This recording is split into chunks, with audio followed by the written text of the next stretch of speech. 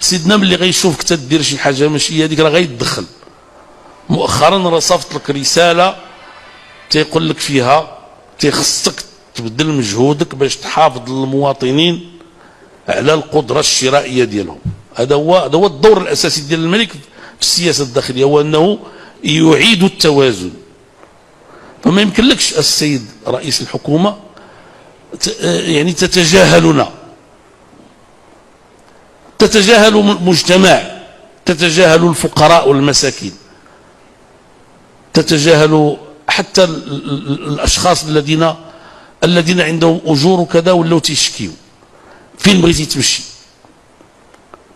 ما عندك غرض انت تتخلي الاشياء، غنقولوا ماشي انت كاع اللي كتستافد، ولكن كتخلي اللي بغى يستافد بطرق مشروعه وغير مشروعه، او تضارب المصالح او الى اخره، وتتسكت اون بلوس. ما يمكنش هذا الشيء، هذا راه خطير جدا.